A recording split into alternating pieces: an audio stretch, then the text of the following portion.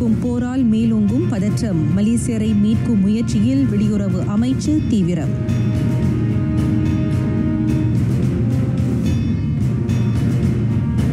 புதிய மின் கட்டண விகிதம் அரசின் ஆக்ககர மறுமலர்ச்சிக்கு சான்று. தொடர்பு அமைச்சர் பெருமிதம்.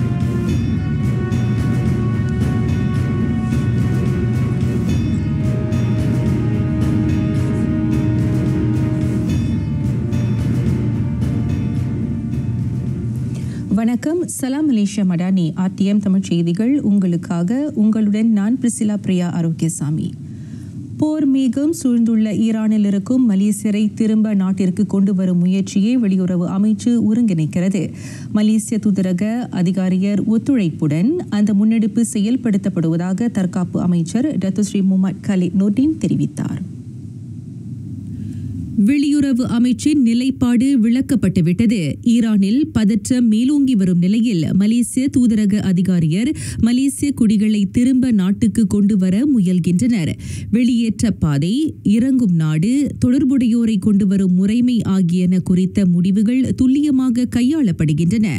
அங்கிருக்கும் மலேசியரையும் அவர் தம் குடும்பத்தினரையும் நாட்டிற்கு கொண்டு வரும் முயற்சி குறித்த ஆய்வு இறுதி கட்டத்தில் இருப்பதாக நேற்றைய முந்தைய நாள் வெளியுறவு அமைச்சு கூறியிருந்தது.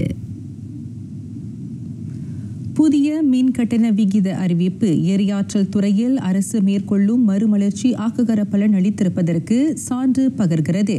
தொடக்க கட்ட கணிப்புகளுடன் ஒப்பிடுகையில் புதிய விகிதம் 19 விழுக்காட்டுக்கு குறைக்கப்பட்டுள்ளதாக தொடர்பு அமைச்சர் ஃபமி ஃபடேல் தெரிவித்தார். மின்சார கட்டணத்தின் புதிய விகிதம் அடுத்த மாதம் 1 தேதி தொடங்கி 2027 டிசம்பர் 31 நாள் வரை 3 ஆண்டுகளுக்கு நடைமுறைப்படுத்தப்பட உள்ளது. தொடக்க கணிப்புகளுடன் ஒப்பிடுகையில் நியாயமான அதேவேளை வெளிப்படையான மின் கட்டணம் நிர்ணயிக்கப்படுவதை உறுதி செய்ய RP4 4ஆம் சீராக்கல் காலகட்ட மின் பகிர்ந்தளிப்பு செலவு அடிப்படையில் மின் கட்டணம் 19 விழுக்காட்டிற்கு குறைக்கப்பட்டது. மக்கள் நலனை முன்னிறுத்தி எரிசக்தி துறையில் விரிவான சீர்திருத்தங்களையும் புதுமைகளையும் செயல்படுத்தியதன் பலனாக அந்த நடவடிக்கை எடுக்கப்பட்டுள்ளது. இதனிடையே புதிய மின் கட்டணத்தால் TNB-யின் 85 விழுக்காட்டு பயனர்கள் பாதிக்கப்பட மாட்டார்கள். மாறாக ஜூலை 1ஆம் தேதி தொடங்கி அவர்கள் குறைந்த விலையில் மின்சாரத்தை பயன்படுத்தலாம் என அரசாங்க பேச்சாளருமான டத்து ஃபமி விளக்கினார். இவ்வேளையில் தேசிய போலீஸ் படை புதிய தலைவர் Datuk Seri Mohamed Khalid Ismail அடிலான் கட்சி உறுப்பினர் என பரப்பப்படும் வரைபடம் முற்றிலும் போலி தகவல் என டத்து ஃபமி திட்டவட்டமாக கூறினார். அந்த பொய் தகவலை கடுமையாக கருதுவதாக அவர் சாடினார். PKR-உடன் எந்தவித தொடர்பும் இல்லாத டத்து ஸ்ரீ முகமது கலீத் இஸ்மாயிலை கட்சியுடன் தொடர்புபடுத்தி பேசும் வரைபடத்தை கண்டு தாம் அதிர்ச்சியுற்றதாகவும் அமைச்சர் குறிப்பிட்டார். இன பல்வகைமை பொருளாதார முதலீட்டு பலமாக கருதப்படுகிறது. தொடர்பு, பல்லூடக சந்தை முதலிய கூறுகளில் அது பல நன்மைகளை கொணர்வதை மனிதவள அமைச்சர் ஸ்டீவன் சிம் சுட்டிக்காட்டினார். பல்லின மக்கள் இந்த நாட்டில் வாழ்வது குறைபாடு என மக்களை தூண்டுவதற்கு இடம் அளிக்கப்படக்கூடாது. அது வலிவீனம் அன்று. பல்லின மக்கள் பல்கி பரவி வாழுதல் வலிமையே என அமைச்சர் கருத்துரைத்தார். மலேசியாவில் முதலீடு செய்யும் வாய்ப்புகள் அதனால் அதிகமாகின்றன. மலாய், ஆங்கிலம், தமிழ், மேண்ட்ரின் என பன்மொழி பேசும் மக்களாக மலேசியர் இருக்கின்றனர். ஆதலால் மலேசியாவிலும் ஆசியான் வட்டாரத்திலும் சீனா, இந்தியா போன்ற நாடுகளிலும் மலேசியர் முதலீடு மேற்கொள்ளும் வல்லமை பொருந்தியவராக இருப்பதை அவர் குறிப்பிட்டார். இவ்வேளையில் ஆழ்பல திறனை மேம்படுத்தும் பினெங்சிட் திட்டத்துக்கு 20,000 ரிங்கிட் ஒதுக்கீட்டையும் ஸ்டீவன் அறிவித்தார். பேரா மாநில சுகாதாரத்துறையின் வளர்ச்சிக்கான முன்னெடுப்புகளுள் ஒன்றாக மருத்துவ மாநாடு இன்று ஏற்பாடு செய்யப்பட்டது. இப்போவில் அதனை பேரா சமூக நிபுணத்துவ மருத்துவமனை ஏற்று நடத்தியது. காலப்போக்கில் முக்கியத்துவம் அதிகரித்து வரும் எலும்பியல் மருத்துவ துறையை மையமாக கொண்டே இந்த மருத்துவ மாநாடு ஏற்பாடு செய்யப்பட்டது. இந்த மாநாட்டில் சுகாதாரத்துறையில் குறிப்பாக எலும்பியல் சிகிச்சையில் நிலவி வரும் முக்கிய மாற்றங்கள் குறித்து விவாதிக்கப்பட்டன. மக்களிடையே விளையாட்டால் ஏற்படும் காயங்கள், முதுமை தொடர்பான குறைபாடுகள் ஆகியவை எலும்பியல் சிகிச்சையே தீர்வாக கொண்டுள்ளது. ஆகவே இந்த மாநாடு அதற்கு ஒரு சிறந்த தளமாக அமைந்துள்ளதாக பேரா ஆட்சிக்குழு உறுப்பினர் சிவனேசன் தெரிவித்தார். தனியார் மருத்துவமனை எடுத்து செய்யறது வரவேற்கக்கூடிய ஒன்று. ஏன்னா இப்போ எல்லாம் அரசாங்கம் எடுத்து செய்யறதால நம்மளோட பொறுப்பு கூடிக்கிட்டே போகுது, நமக்கும் இந்த நேரம் இல்லை. இப்போ தனியார் மருத்துவமனை நிறையா இருக்கிறாங்க, அவங்களும் இந்த மாதிரி வருங்காலத்தில் இந்த மாதிரி ப்ரோக்ராம் செய்வோம். ஆனால் பேராக் மாநில அரசாங்கம் முழுமையான ஒத்துழைப்பை இவங்களுக்கு தரும். இன்று ஏற்பாடு செய்யப்பட்ட இந்த மாநாட்டில் அரசு துறையிலும் தனியார் துறையிலும் பணியாற்றும் பல்வேறு துறைகளைச் சேர்ந்த ஏறக்குறைய எலும்பியல் வல்லுநர்கள் 120 பேர் பங்கேற்றனர். மாநாட்டில் பகிரப்பட்ட அறிவும் வல்லுநர் பட்டறிவும் வரும் காலத்தில் நோயாளிகளுக்கு சிறந்த தரமான சிகிச்சை வழங்க வழிகோலும் என்ற நம்பிக்கையை அவர் வெளிப்படுத்தினார். அதோடு இது போன்ற மாநாடு இந்த துறையில் பீடு நடை போட மருத்துவருக்கு ஊக்கியாக அமைவதாகவும் சிவனேசன் கருத்துரைத்தார். மின்னலின் இன்னொரு பிரம்மாண்டம் பின்தாங் மின்னல் 2025 பாடும் திறன் கொண்ட உள்நாட்டு இளைஞர்களுக்கான தளம் இது. ஒவ்வொருவரும் போட்டி போட்டுக்கொண்டு தங்கள் பாடும் திறனை மேடையில் அரங்கேற்றும் தருணத்திற்கான வாய்ப்பு இந்த பின்தாங் மின்னல் குரல் தேர்வு. ஸ்லாங்கூர் ஜிஎம் கிளாங்கில் நேற்று நடைபெற்ற அந்த குரல் தேர்வில் இசை ஆர்வம் கொண்ட இளைஞர்கள் பங்கேற்றனர். நாடு முழுவதும் நடத்தப்பட்ட அதில் 18 35 வயதுக்குட்பட்ட மலேசிய இளைஞர்களுக்கு வாய்ப்பு வழங்கப்பட்டது. இந்த முறை நம்ம ஒரு வித்தியாசமான அனுபவத்தை பார்ட்டிசிபென்ட்ஸ்க்கு கொடுத்துருக்கோன்னே சொல்லலாம். ஏன்னா இதுக்கு முன்னுக்கு, அதாவது 2023 நம்ம செஞ்சப்போ மக்கள் ஆடியோ தான் அனுப்புனாங்க. அதாவது அவங்க பாடிட்டு அந்த வீடியோவை நமக்கு அனுப்பி அதை தான் நம்ம பரிசீலித்து அடுத்தடுத்த கட்டங்களுக்கு கொண்டு போனோம். இந்த முறை அவங்களுக்கு மேடையில், அப்புறம் ஒவ்வொரு மாநிலங்களில் உள்ள ஆர்டிஎம்மில் நேரடியாக பாடுற அனுபவத்தை நம்ம ஏற்படுத்தி கொடுத்துருக்கோம். இதெல்லாம் நம்ம ஒன்று திரட்டிட்டு எல்லா வீடியோஸையும் பிறகு நம்ம நீதிபதிகளை கொண்டு தான் அடுத்த கட்டத்துக்கு செமிஃபைனல்ஸ்க்கு போகிறவங்கள நம்ம தேர்ந்தெடுப்போம். நம்ம மக்களுக்காக இன்னொரு ஸ்பெஷலாக ஒன்று ஓப்பன் பண்ணியிருக்கோம். என்னதுன்னா 22, 23 இந்த 2 நாட்கள் உங்களுக்காக ஆன்லைனில் நீங்கள் அனுப்பலாம். உங்களோட காணொலியை பதிவு செஞ்சு 2 நிமிடங்களுக்கு #பின்தாங் மின்னல் 2025 அப்படின்னு பதிவு செஞ்சு நீங்கள் டிக்டாக்ல உங்களோட காணொலியை போஸ்ட் பண்ணலாம். தேர்ந்தெடுக்கப்பட்டீங்கன்னா உங்களுக்கு வாய்ப்பு இருந்தால் நாங்கள் உங்களுக்கு தொடர்பு கொள்வோம். இதற்கு முன்னர் இப்போட்டிக்கான குரல் தேர்வு RTM Negeri Sembilan, RTM பினங், RTM பேரா, RTM பஹாங் ஆகிய இடங்களில் நடைபெற்றது. மின்னலின் இந்த பிரம்மாண்ட படைப்பில் பங்கெடுப்பது போட்டியாளர்களுக்கும் உவகை அளிக்கிறது. ரொம்ப நல்லா இருந்துச்சு அந்த எக்ஸ்பீரியன்ஸ்.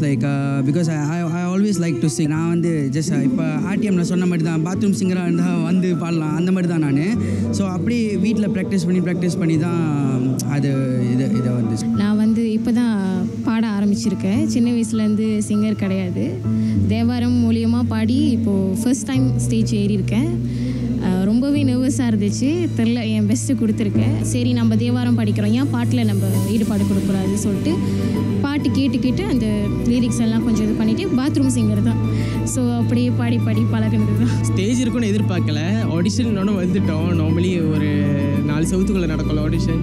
ஸோ ஸ்டேஜை பார்த்தோன்னு கொஞ்சம் நர்வஸ் ஆகிடுச்சு. என்னால் முடிஞ்சதை நான் கூட ஆன் அண்ட் ஆஃபாக கர்நாடிக் கற்றுருக்கோம். So families from singing background also. So அதனால் கொஞ்சம் தெரியும். அப்புறம் கொஞ்சம் டச் விட்டு போச்சு. ஒரு 5 இயர்ஸ்க்கு அப்புறம் திருப்பி ஸ்டார்ட் பண்ணுறேன். எனக்கு ரொம்ப சந்தோஷமாக இருந்துச்சு. நல்லா இருந்துச்சு. ஒரு நல்ல அனுபவம் இது. ஆக்சுவலி பாட்டு கற்றுக்கல, சங்கீதம் தெரியாது. பட் தென் நான் என்னோட இப்போ கசின்ஸ் யாராச்சும் கல்யாணம்லாம் பண்ணாங்கனாக்கா நான் அங்கே போய்ட்டு பாடுவேன். நான் 4 இயர்ஸ்லேருந்து தேவாரம் கிளாஸ் போகிறேன். ஸோ எனக்கு தேவாரம் மூலியமாக தான் அந்த பாடுறதுக்கு வாய்ப்புகள் அந்தமாரி கிடைக்கும். இந்த வாய்ப்பை நான் எப்படி பயன்படுத்திக்குவேனாக்கா, இதுக்கப்புறம் நிறைய எஃபர்ட் போட்டு இன்னும் என்னுடைய உச்சரிப்பு, அந்த ராகம் எல்லாத்தையும் சரி பண்ணி பாடுவேன். நானும் இவ்வளோ க்ரௌட் இருக்கும்னு எதிர்பார்க்கல. ஸோ பார்த்தோன்னே ஆக்சுவலி ட்ரை பண்ணலான்னு தான் வந்தேன். பட் மேலே ஏறி பெர்ஃபார்ம் பண்ணும்போது நான் மற்ற கான்டெஸ்டன்ஸ் பார்க்கும்போது எனக்கும் ஒரு கான்ஃபிடென்ட் வந்துச்சு, கண்டிப்பாக நம்மளால பெர்ஃபார்ம் பண்ண முடியும்னு சொல்லிட்டு. ஸோ நல்லபடியாக பாடிட்டேன். ரிசல்ட்ஸ்க்கு வெயிட் பண்ணிகிட்டு இருக்கேன். தங்கள் நேரத்தை பயனுள்ள வழியில் செலவழித்து திறன் மிகுந்த சமுதாயமாக உருவாக இது நல்ல வாய்ப்பு எனவும் அவர்கள் கருத்துரைத்தனர். அடவுகள், முத்திரைகள், பாவனைகள், தாளங்கள் என பல்வேறு கூறுகள் உடைய தமிழரின் பரதநாட்டியம் இன சமய பண்பாட்டு பேதமின்றி உலகெங்கும் பரவி கிடக்கிறது. தமிழர்களின் பண்பாட்டு பாரம்பரிய விழுமியங்கள் தரணியெல்லாம் புகழ் மணக்கவும் அது செய்கிறது. ஆனால் நம் நாட்டில் பரதநாட்டியத்தை கற்றுக்கொண்டால் அடுத்து என்ன செய்யலாம்? பரதத்தில் மேற்படிப்பு தொடர வேண்டுமெனில் கடல் கடந்து இந்தியாவுக்குத்தான் செல்ல வேண்டுமா? இங்கு மதிப்பீட்டு முறை ஏதேனும் உண்டா என்ற பல்வேறு வினாக்களுக்கு விடையளிக்கிறது தமிழகம் சென்னை இசை மற்றும் நுண்கலை கல்லூரி பிரிட்ஜ் அகாடமி கழகம். இம்முறை தக்ஷரா நுண்கலை மையத்தின் 300 மாணவர்கள் இசை மற்றும் நுண்கலை கல்லூரி பிரிட்ஜ் அகாடமி கழகத்தின் கிரேட் 1 முதல் 8 வரையிலான தேர்வு முறையில் அமர்ந்தனர். அந்த நடனப் பள்ளியில் சிறார் முதல் பெரியவர் வரை பலதரப்பட்ட மாணவர்களின் திறனை வெளிக்கொணரும் தளமாக அத்தேர்வு முறை விளங்கியது. இதில் ஃபெயிலிங் சிஸ்டமே இல்லை. ஏன்னா ஃபெயில் பாஸ் இதுதான் வந்து பசங்களுக்கு வந்து ரொம்ப ஒரு டிப்ரெஷன் மோடில் கொண்டு போவோம் இல்லையா. ஸோ இதில் வந்து அவங்க outstanding, excellent, good and they get the international certificate. அவங்கள ஸ்கூல் கரிக்குலம்லேயும் வந்து அது ஒரு அட்வான்டேஜாக தான் போகுது அவங்களுக்கு. இந்த கிரேட் 5, 6, 7, 8 பார்த்தீங்கன்னா they get a lot of knowledge. அதாவது ஒரு கலாக்ஷேத்ராலேயோ இல்லை வேறு யூனிவர்சிட்டிலேயோ அவங்க போய் படிக்கிறத வந்து அவங்க இங்கே இப்போ படிக்கிறாங்க. ஐ திங்க் அதில் வந்து எனக்கு ரொம்ப பெருமை. நம்ம ஸ்கூலில் வந்து first time grade 6 highest level grade வந்து நம்ம அட்டென்ட் பண்ணியிருக்கோம். கலைக்கு ஏன் தேர்வு முறை, அதனால் என்ன பயன் என்ற ஐயங்களை போக்குகிறார் தமிழ்நாட்டில் இருந்து இந்த தேர்வை சிறப்பாக வழிநடத்த துணை நின்ற நடன வல்லுனர். ஆக்சுவலாக பிரிட்ஜ் அகாடமி தான் முதல் பயணியர் சொல்லுவாங்க கிரேட் எக்ஸாம்ஸ்க்கு வேர்ல்டு ஃபுல்லாக. இன்றைக்கி வந்து நிறைய பேர் இந்த நாட்டியத்தை ஒரு தாத்பரியம் இல்லாமல், அதாவது ஒவ்வொரு ஸ்டைலில் படிச்சிருப்பாங்க. அது எல்லாத்தையும் ஒரு தாத்பரியத்தில் கொண்டு வரணும், ஒரு சிஸ்டமேட்டிக்காக கொண்டு வரணுன்ற ஒரு எய்மில் தான் வந்து பிரிட்ஜ் அகாடமி மலேசியாவில் இந்த கிரேட் சிஸ்டத்தை வந்து இம்ப்ளிமெண்ட் பண்ணோம். அவங்க எந்த மாடலில் ஸ்டைல்ஸில் கற்றுட்டாலும் அங்க சுத்தம், அரைமண்டி, 3 கால பிரமாணம், 3 ஸ்பீட்ஸ், அதே மாதிரி சில அடவுகள் அந்த அடவுகளாக இருக்கணும். திடீர்னு other then art form, for example குச்சிப்புடியோட அடவு மிக்ஸ் ஆகி இருக்கக்கூடாது, அவ்வளவுதான். வேலைப்பளுவுக்கு மத்தியில் பிள்ளைகள் இசை, பரதம் போன்ற இந்திய பாரம்பரிய கலைகளை கற்றுத்தேர வேண்டும். அது அவர்களின் கல்விக்கு மட்டுமன்று எதிர்காலத்திற்கும் சிறந்தது என கூறுகின்றனர் பெற்றோர் சிலர். தமிழ் ஒன்று கற்றுக்கிட்டா பத்தாது. பரதநாட்டியம் நம்ம கலை, சங்கீதமாக நம்மளோட கலை. ஸோ நம்மளோட கலையை நம்ம பிள்ளைங்களுக்கு கற்றுக் கொடுத்தா அவங்க ஃபியூச்சர் ஜெனரேஷனுக்கு கற்றுக் கொடுக்க முடியும்.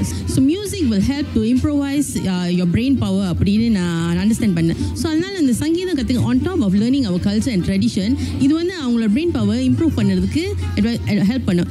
பரதநாட்டியம் வந்து ஒரு டிசிப்ளினான ஒரு டான்ஸு. ஸோ அவங்க வந்து டான்ஸ் கற்றுக்கிறனால அவங்க செல்ஃப் டிசிப்ளின் பண்ணலாம். ஸோ ஃப்யூச்சரில் அவங்க வந்து அவங்க லைஃப் டிசிப்ளினாக இருக்கிறதுக்கு ஹெல்ப் பண்ணும். ஆக்சுவலி வந்து லாஸ்ட் டைம் எனக்கே ஒரு ஆர்வம் வந்துச்சு கிளாசிக்கல் டான்ஸ் கற்றுக்கணுன்னு. பட் அந்த டைமில் எனக்கு அவ்வளோ ஆப்பர்ச்சுனிட்டி கிடைக்கல. என் டாட்டருக்கு வந்து நாங்கள் வந்து ஒன்றும் புஷ் பண்ணல. அது அவங்களோட ஆர்வத்தில் தான் இந்த டான்ஸ் கிளாஸ் ஜாயின் பண்ணாங்க.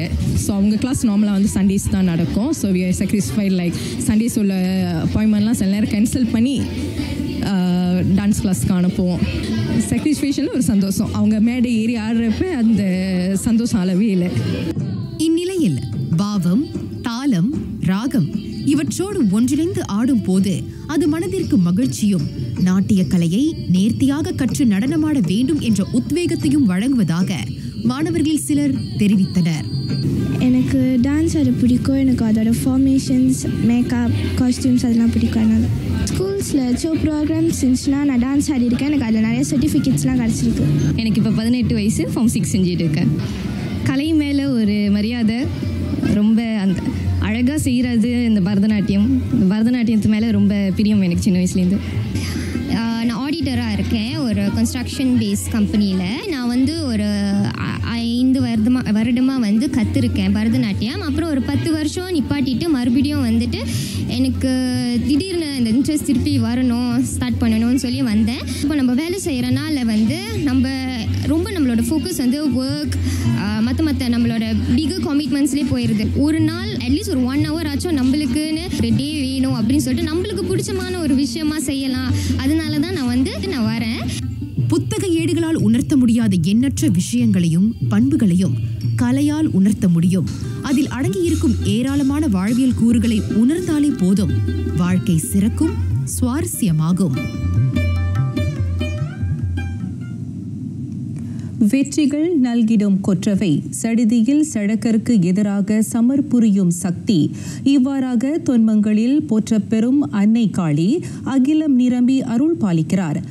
முன்னவர் தடம் பதித்த இந்த மலையக மண்ணில் மாகாளி அன்னையவள் தலைநகர் செந்தூலில் பல்லாண்டுகளாக அருள் நல்கும் நிலையில் அந்த ஆற்றல் அரசிக்கு திருவிழா எடுக்கப்பட்டது.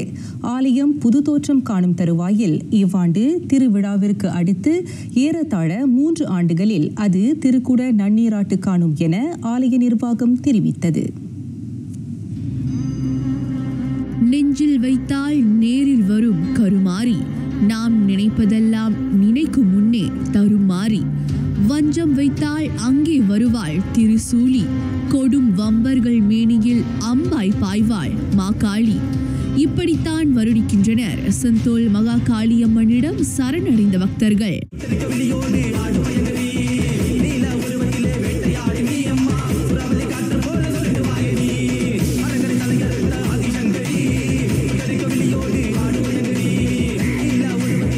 சுட்டெரிக்கும் சுடுகாட்டை நோக்கிய பார்வையாய் இருந்தாலும் கருணை கடலாய் அவள் கண்கள் ததும்பி நிற்கின்றன. நாளெல்லாம் அந்த மாகாளிக்கு திருநாள் என்றாலும் ஆண்டுக்கு ஒரு நாள் நடைபெறும் திருவிழா அவள் பக்தர்களுக்கு பெருநாள். இன்று நடைபெற்ற திருவிழாவில் 1 லட்சத்துக்கும் மேற்பட்டோர் தங்கள் நேர்த்தி கடனை செலுத்தினர். கோயில் கட்ட போகிறோம், நல்ல இடம் வசதி பண்ணி கட்ட போகிறோம். அதனால 2 வருஷம் ஆகும். ஸோ 2 வருஷம் முடிஞ்சு கும்பாபிஷேகம் மர வருஷம், கும்பாபிஷேகம் முடிஞ்சு மர வருஷம் தான் திருவிழா. இந்த வருஷம் திருவிழா இஸ்திரி பேர் வந்து செலுத்துறாங்க. அவங்க காணிக்க எங்களாலே கண்ட்ரோல் பண்ண முடியல கூட்டத்தை. பால் போல் நெஞ்சம் கொண்ட நாயகிக்கு பால் குடங்கள், அவள் அக்கினியாய் கனன்று அண்டியோர் துன்பங்களை நீக்குகிறாள் என்பதை உணர்த்த அக்கினி சட்டிகள். இப்படி பக்தர்கள் தங்கள் பக்தியையும் பாசத்தையும் அன்னைக்கு வாரி வழங்குகின்றனர். கேரளா நிறைய வருஷமா இருக்கு, பட் திருவிழாக்கு தான் ஃபர்ஸ்ட் டைம் வரேன். இங்க வந்து நிறைய கூட்டமா இருக்கு. வரவங்க எல்லாமே வந்து பொறுமையா எங்க சாமிக்கும். ஸோ இங்க வந்து வேண்டுறவங்க எல்லாத்துக்கும் நிறைய விஷயம் நடந்ததுனால தான் நிறைய பேர் வந்திருக்காங்க. மொதல் வருஷம் நாங்கள் வர மேனேஜ்மெண்ட்லாம் வந்து பல கணக்கை நவுத்தி எல்லாம் இது பண்ணிட்டு இருக்காங்க. ஸோ அதே மாதிரி மேனேஜ்மெண்ட்லாம் கணக்கை ஒரு பக்கமாக இது பண்ணாங்கன்னா ஆளுங்க வரத்துக்கும் சொன்னாங்க இருக்கும். எவ்வளோ கூட்டம் இருந்தாலும் கணக்கை மேனேஜ்மெண்ட் பண்ணி உள்ளே அனுப்பி விட்டுருவாங்க. பாலக்கோடை எடுக்கிறவங்க எல்லாத்துக்கும் உண்மையிலே சக்தி வாழ்ந்தவங்க. அதனால அந்த வருஷம் வந்துருக்கேன். நான் ஒரு 18-19 வருஷமாக வந்துக்கிட்டு இருக்கேன். உண்மையிலே சொல்லுவேன், சக்தி வாய்ந்தவங்க. கஷ்டம்னு வரவங்களுக்கு அவங்க நல்ல ஒரு இதை கொடுப்பாங்க. நம்ம மன குறைய வந்து அவங்கக்கிட்ட சொல்லி நம்ம கலங்கினோம்னா அவங்க நம்மளுக்கு நல்ல வழியாக காட்டுவாங்க. அது வரைக்கும் நான் ரொம்ப சந்தோஷம். கால் வெளியே வர முடியாதுன்னு நினச்சேன், ஆனால் வர வச்சுட்டாங்க. நான் வந்து இதான் முதல் தடவை பாலக்கோடை எடுக்கிறேன். ஏன்னா இதுக்கப்புறம் வந்து 2-3 வருஷத்துக்கு வந்து திருவிழா இல்லைன்னு சொல்லிட்டாங்க. ஸோ இந்த வருஷம் வந்து ஓவரான கூட்டம் எதிர்பார்க்க முடியுது. ஆனால் மக்கள் நெரிசம் ரொம்ப கூட்டமாக தான் இருக்குது. ஸோ ரொம்ப வருஷமாக வந்துக்கிட்டு இருக்கேன். ஆக்சுவலி நான் நினைக்கிற ஒரு பாஸ்ட் 10 இயர்ஸாக வந்துட்டு ஒரு 7 வருஷமாக நான் இங்கே வரப்போ வந்து எங்கள் மகன் வந்து அப்போ தான் பிறந்தாங்க. அப்போ அவங்க வந்து உடம்பு சரியில்லை. அப்போ டாக்டர் சொன்னாங்க அவங்க வந்து கொஞ்சம் கஷ்டம் அப்படி சொன்னாங்க. அப்போ இந்த அம்மா கிட்ட வந்து கூட்டிகிட்டு வந்தால் நான் வேண்டிக்கிட்டேன். இப்போ எங்கள் மகன் நல்லா இருக்காங்க. அவங்க 7 வயசு, அவங்க ஆரோக்கியமாக இருக்கிறாங்க. கண்டிப்பாக கூட்டிகிட்டு அம்மாட்ட காட்டிட்டு தான் வீட்டுக்கு போவேன். நீல நிறத்தினளாய் கோல விழியழகும் தொங்கும் நாவும் கொண்டு ஏந்திய சூலத்துடன் வீற்றிருந்தாலும் தாயென அனைவரையும் காக்கிறாள் என்பதே செந்தோல் காளியம்மனின் மாட்சி. செந்தோல் மற்றும் தலைநகர் பக்தர்கள் மட்டுமல்ல, நாட்டின் பல்வேறு பாகங்களில் இருந்தும் திருவிழாவில் குவியும் மக்களே அன்னையின் திருவருள் பெருமைக்கு சாட்சி.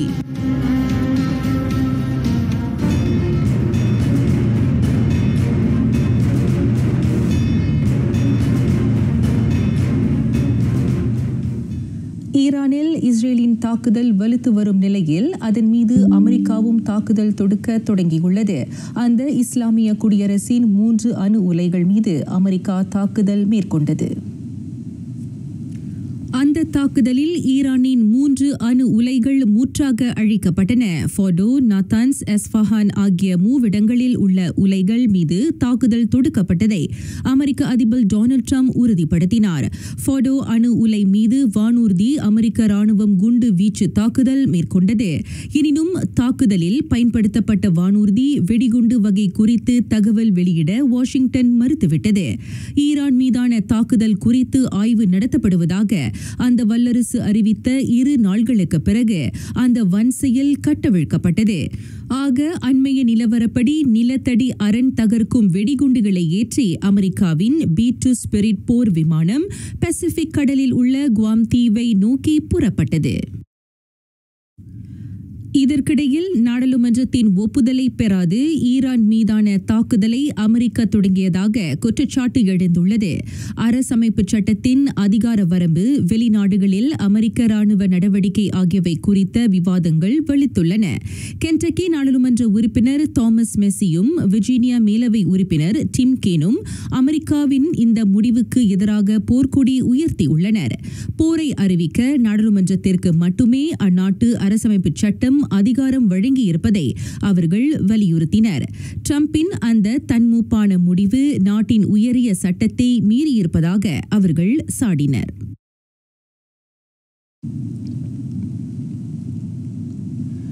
ஈரான் மீதான தாக்குதலை உடனடியாக நிறுத்துவீர், அவ்வாறு செய்ய தவறினால் மோசமான பின் விளைவை எதிர்கொள்ளவிருக்கும் என தெஹ்ரான் இஸ்ரேலுக்கு எச்சரிக்கை விடுத்தது. எந்தவொரு சூழலிலும் அணு ஆற்றல் திட்டத்தை தெஹ்ரான் நிறுத்தாது என ஈரானிய அதிபர் மசூத் பெசெஷ்கியான் சூளுரைத்தார். அமைதியான முறையில் மேற்கொள்ளப்படும் அணு ஆற்றல் நடவடிக்கையின் வழி ஈரான் மீது நம்பிக்கை ஏற்படுத்தும் ஒத்துழைப்பிலும் பேச்சுகளிலும் ஈடுபட தாம் ஆயத்தமாக இருப்பதாக பிரெஞ்சு அதிபர் இமானுவேல் மேக்ரான் உடனான தொலைபேசி கலந்துரையாடலில் மசூத் தெரிவித்தார். மேலும் ஈரான் மீது யூதப்படை தொடுக்கும் தாக்குதல்களையும் அத்துமீறிய படையெடுப்பையும் நிறுத்திக் கொண்டால் அமெரிக்காவுடன் கலந்தாலோசிக்க தாம் தயார் என்றார் அவர்.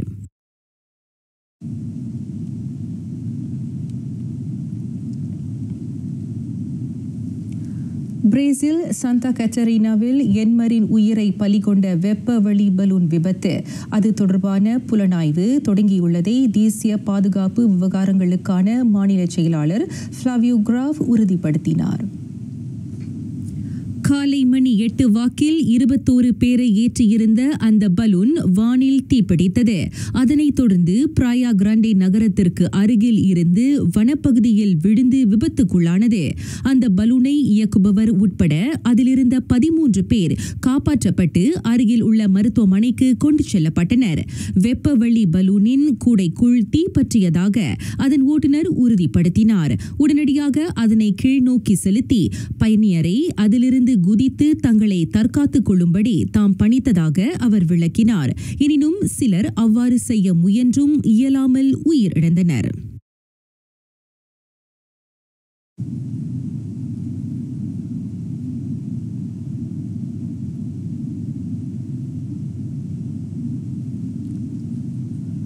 குருதி புனல் பாய்ச்சலால் மீட்டுக் கொள்ளப்பட்ட சிந்து நீர் ஒப்பந்தம் மீண்டும் செயலாக்கப்படாது. இந்தியாவின் ஆளுகைக்கு உட்பட்ட காஷ்மீரில் பாகிஸ்தான் தொடுத்த தாக்குதலின் போது அதனை புதுடெல்லி ரத்து செய்தது. அது இனி உயிர்ப்பிக்கப்படாது என இந்திய உள்துறை அமைச்சர் அமித்ஷா சூளுரைத்தார். பாகிஸ்தானுக்கு செல்லும் நதி நீர் அணை எழுப்பப்பட்டு ராஜஸ்தானுக்கு இணைக்கப்படும். நியாயமின்றி இந்தியாவிடமிருந்து நீரை பெற்று வந்த பாகிஸ்தான் இனி நீர் பஞ்சத்தை எதிர்நோக்கும் என கடுமையாக அவர் துணித்தார். கடந்த ஏப்ரலில் காஷ்மீரில் மேற்கொள்ளப்பட்ட தாக்குதல் பின்னணியில் பாகிஸ்தான் இருப்பதாக குற்றஞ்சாட்டிய இந்தியா அந்த ஆற்று நீர் ஒப்பந்தத்தை மீட்டுக் கொண்டது. அந்த தாக்குதலில் தமது தலையீடு இல்லை என இஸ்லாமாபாத் மறுத்தும் இரு நாடுகளும் ஒன்றை ஒன்று தாக்கிக் கொண்டன. தற்போது அங்கு போர் நிறுத்தம் நடைமுறைப்படுத்தப்பட்டிருந்தாலும் ஏற்கனவே வறண்டு கிடக்கும் பாகிஸ்தானுக்கு சிந்து நதி நீரை தரும் ஒப்பந்தத்தை செயலாக்க இந்தியா மறுத்துள்ளது. இந்தியா பாகிஸ்தான் இடையேயான சிந்து நீர் ஒப்பந்தம் 1960 கையெழுத்தானது.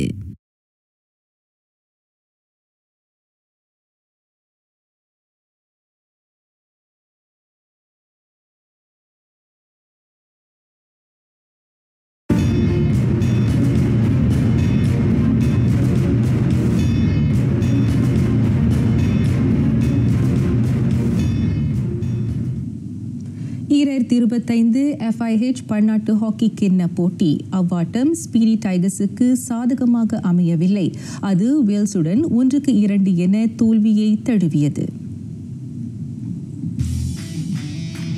புக்கிட் ஜலில் தேசிய ஹாக்கி அரங்கில் நடைபெற்ற அவ்வாட்டத்துக்கான முதல் கோலை ஸ்பீடி டைகர்ஸின் சைட் முகமது ஷஃபிக் சைட் சொலான் 20ஆம் நிமிடத்தில் புகுத்தி அவனியை முன்னணி வகிக்கச் செய்தார். அதன் மகிழ்ச்சி நீடித்த சில நிமிடங்களில் வேல்ஸ்கான முதல் கோலை 42ஆம் நிமிடத்தில் புகுத்தி ஆட்டத்தை சமப்படுத்தினார் ரீஸ் பிரெட்ஷா. ஆட்டம் நிறைவடைய இன்னும் 10 நிமிடங்களே எஞ்சியுள்ள தருவாயில் கெரத் ஃபுலாங் ஒரு கோலை புகுத்தி வேல்ஸின் வெற்றியை உறுதி செய்தார். இந்த வெற்றி தரவரிசையில் 17ஆம் நிலையில் இருந்த வேல்ஸை 5ஆம் நிலைக்கு இட்டுச் சென்று சாதனையை புரிய வகை செய்துள்ளது. ஸ்பீடி டைகர்ஸ் தற்போது 6ஆம் நிலையில் உள்ளது.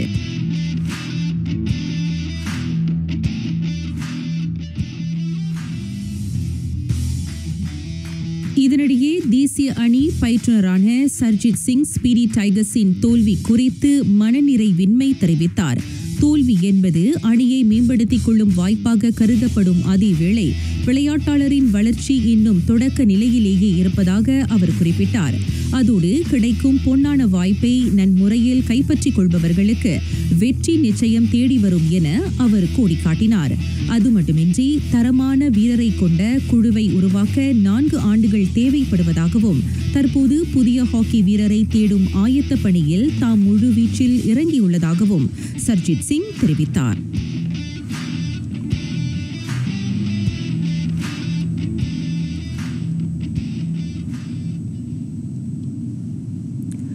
கிளப் உலக கிண்ண காற்பந்தாட்டத்தில் வெற்றி கண்டது இன்டர் மிலான் உரவா ரெட் டைமண்ட்ஸ் உடனான குழு நிலை ஆட்டம் 2-1 என முடிவுற்றது. ஞானக்குரல். ஆனந்தமான வருளை அறிந்த பின் தானந்தமாகும் அவர்க்கு. ஆனந்த பேருரு ஆகிய அருளொளியை உணர்ந்த பின் அதுவே அடியவருக்கு இறுதி நிலையாகும். ஆனந்தம் தரும் இறைவனின் அருளை அறிந்த பிறகு அந்த அருளை அனுபவிப்பவர்களுக்கு தானாகவே பேரின்பம் உண்டாகும் என ஆன்ம அறிவூட்டுகிறார் ஔவை பிராட்டி.